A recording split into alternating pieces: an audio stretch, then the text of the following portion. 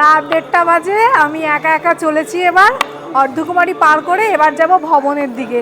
দেখি, কিন্তু শারীরিক তেমন ক্লান্তি বা কষ্ট কিছুই নেই, মানে মনের মধ্যে একরাশ আনন্দ আর উৎসাহ নিয়ে মনে হচ্ছে যেন মায়ের সঙ্গে দেখা করতে যাচ্ছি।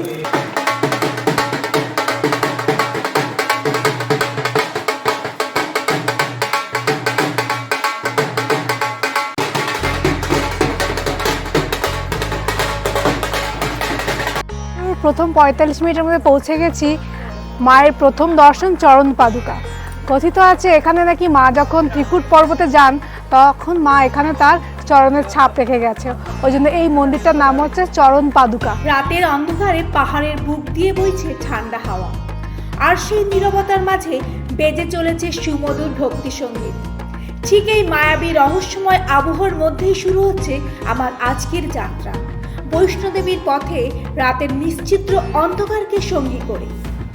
দিনের ভিড়, কোলাহল, উত্তেজনা সব কিছুর পাশ কাটিয়ে রাতের এই যাত্রার অনুভূতি একেবারে আলাদা। মনে হচ্ছে পাহাড় যেন নিজেই পথ দেখাচ্ছে, আর মা বৈষ্ণোদেবী চুপচাপ অদেখা আশীর্বাদ নিয়ে পাশেই হাঁটছেন। চলুন রাতের নীরবতা, পাহাড়ের সৌন্দর্য আর বৈষ্ণোদেবীর অপরিমেয় শক্তির সঙ্গে শুরু করি আজকে রাতের অন্ধকারে বৈষ্ণোদেবী যাত্রা। সকালবেলায় পেহেলগাম থেকে কাটরার উদ্দেশ্যে রওনা দিয়েছিলাম। বিকেল 5টার মধ্যে পৌঁছে গেছিলাম কাটরা শহরে। তারপরে হোটেলে গিয়ে ফ্রেশ হয়ে আধার কার্ড দেখিয়ে RFID কার্ড নিলাম। তারপরে যাত্রা শুরু করলাম বৈষ্ণোদেবীর উদ্দেশ্যে। কাটরা বাস স্ট্যান্ড থেকে প্রবেশদ্বার পর্যন্ত প্রায় 2 কিমি রাস্তা। অটো করে যেতে খরচ পড়ে 50 টাকা মাথা পিছু। মায়ের উপরে গভীর আস্থা এবং নিজের মনোবল নিয়ে এই যাত্রা আমি একাই সম্পূর্ণ করেছিলাম।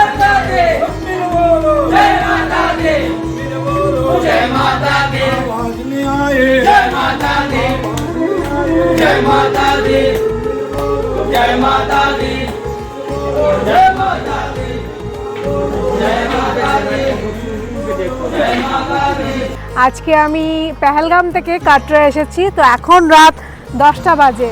তো এখন আমি মা বৈষ্ণোদেবী দর্শনে রওনা দিয়েছি, আর আমার ফ্যামিলির বাকি যে মেম্বাররা রয়েছে তারা হোটেলে রেস্ট নিচ্ছে, তারা কালকে ঘোড়ায় আসবে। আর আমি সিদ্ধান্ত নিয়েছি যে আমি যতখানি পারবো পায়ে হেঁটেই পৌঁছাবার, যদি না পারি শেষে দেখা যাবে। চলুন তাহলে যাত্রাটা শুরু করি। জয় মাতা দি।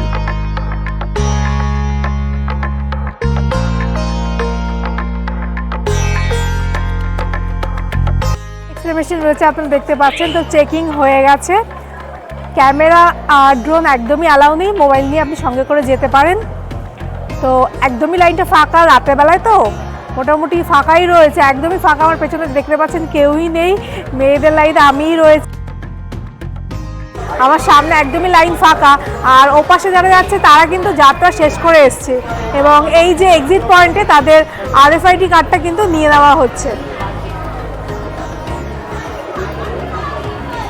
করে দিয়েছি। চড়াই শুরু করার আগে সামনে দেখবেন অনেক এরকম লাঠির দোকান রয়েছে, সেখান থেকে কিন্তু 20 টাকা দিয়ে একটা লাঠি নিয়ে নিতে পারেন, তাতে আমরা যেহেতু উঁচুর দিকে উঠবো তো উঠতে একটু সুবিধা পাবো।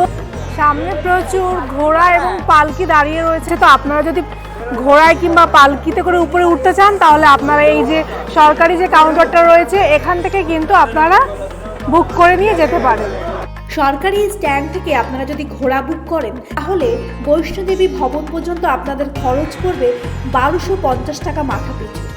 যদি আপনারা শুধু অর্ধকুমারী পর্যন্ত যেতে চান সেক্ষেত্রে খরচ পড়বে 600 টাকা।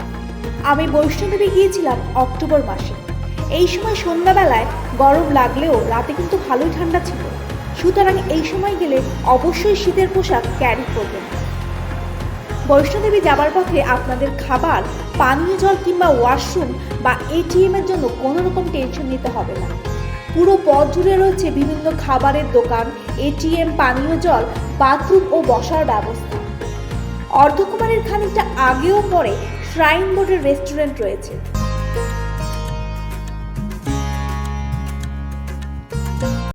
প্রথম 45 মিনিটের মধ্যে পৌঁছে গেছি। মায়ের প্রথম দর্শন চরণ পাদুকা।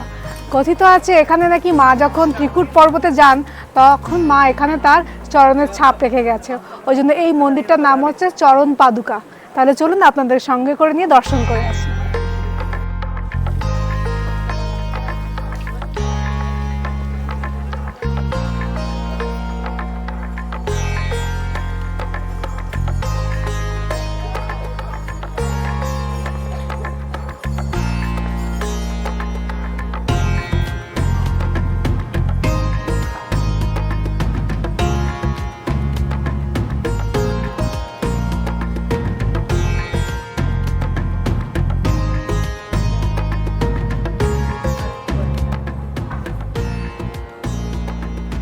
প্রসাদ হিসেবে টিপ, কাজল এবং একটা লিপস্টিক দিয়েছে।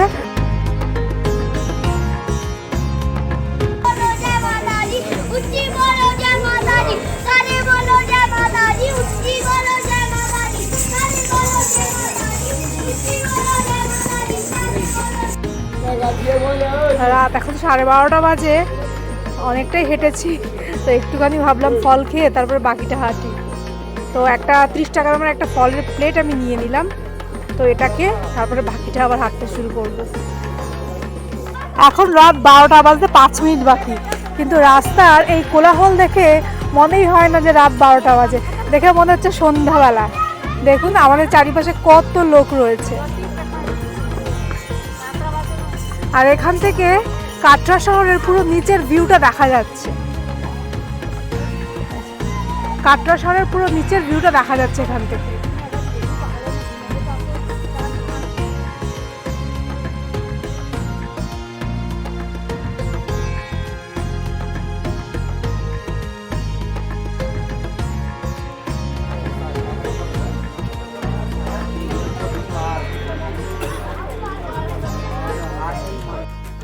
এখন রাত 1:30 বাজে, এখন এসে অর্ধকুমারী এসে পৌঁছেছি।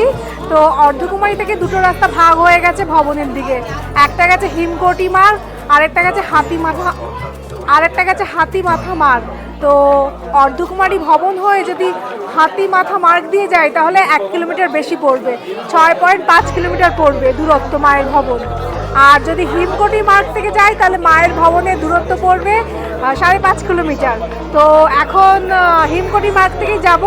ফেরার পথে যদি সময় হয় তাহলে চেষ্টা করব অর্ধকুমারী মন্দিরটা হয়ে নাবার, তাহলে এখন হিমকোটি মার্গ থেকেই ভবনের দিকে রওনা হয়। এখন যে দৃশ্যটা দেখছেন এটা অর্ধকুমারীর দৃশ্য। রাত 1:30 বাজে, 1:37 হয়েছে। দেখুন কি অবস্থা। অর্ধকুমারী থেকে যদি আপনারা পিচ্ছু করে ভবন পর্যন্ত যেতে চান, তার রেড চার্টটা আমি স্ক্রিনে দিয়ে দিলাম, দেখে নিতে পারেন। তাতে আপনারা যখন আসবেন তাহলে আপনাদের সুবিধা হবে। রাত 1:30 বাজে, আমি একা একা চলেছি এবার অর্ধকুমারী পার করে। এবার যাব ভবনের দিকে। দেখি, কিন্তু শারীরিক তেমন ক্লান্তি বা কষ্ট কিছুই নেই, মানে মনের মধ্যে একরাশ আনন্দ আর উৎসাহ নিয়ে মনে হচ্ছে যেন মায়ের সঙ্গে দেখা করতে যাচ্ছি। যাত্রা শুরু করেছি তখন থেকে এই যে ভক্তি সঙ্গীতগুলো বাজছে, সত্যি মানে মনকে, শরীরকে সবটাই এনার্জি যোগাচ্ছে। দারুণ একটা ব্যাপার, সত্যি নতুন অভিজ্ঞতা, ভীষণ ভীষণ ভালো লাগছে। এখন বাকি পথটা যেতে হবে। অর্ধকুমারী থেকে 10 পা হাঁটার পরেই দেখতে পাবেন প্রিপেড ট্যাক্সি রয়েছে। তো এখান থেকে যদি আপনাদের হাঁটতে অসুবিধা হয় সেক্ষেত্রে পিট্টু কিংবা এই যে ট্যাক্সিগুলো রয়েছে ব্যাটারি চালিত, এগুলো কিন্তু ভবন পর্যন্ত যাবে। আমার পেছনে রয়েছে এই যে। আর এই গাড়িগুলো মূলত সার্ভিস দেয় আপনার সকাল 8টা থেকে সন্ধ্যে 7টা। যদি সম্ভব হয় অনলাইনে বুক করে আসবেন, তা নাহলে এখানে কিন্তু দিনের বেলায় প্রচুর লাইন পড়ে। এখন আপাতত গাড়িগুলো সব দাঁড়িয়ে রয়েছে, আপনাদেরকে একটু দেখিয়ে দেই। জয় মাতা দি। চলুন বাকি পথে এবার দেখি কটায় গিয়ে পৌঁছাই।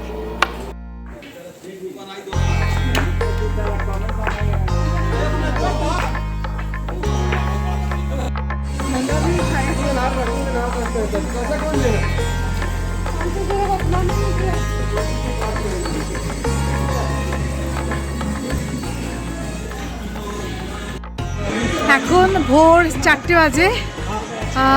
আমার পেছনে দেখা যাচ্ছে মায়ের ভবন। তো 4টের সময় এসে মায়ের ভবনে পৌঁছেছি। এখান থেকে আর বেশিক্ষণ নয়, আর 1/2 কিলোমিটার গেলেই ভবনের কাছে পৌঁছে যাব।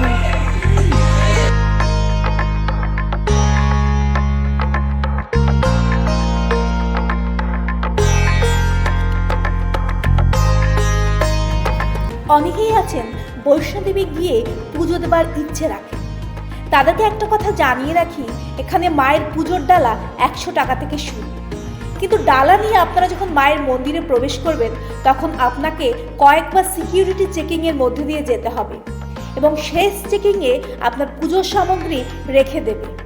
বলবে মায়ের দর্শন করে ফেরার পথে এগুলো নিয়ে যাবেন, অর্থাৎ মায়ের সামনে আপনাকে খালি হাতেই যেতে হবে।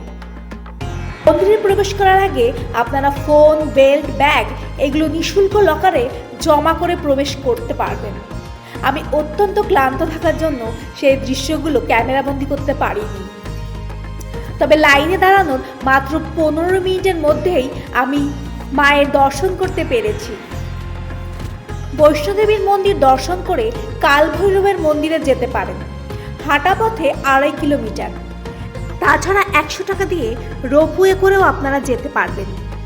সবশেষে দিনের নৈসর্গিক দৃশ্য দেখতে দেখতে মন পরিপূর্ণ, কিন্তু শরীর ছিল খুব ক্লান্ত। অবশেষে 50 টাকা দিয়ে হোল বডি মাসাজ করালাম।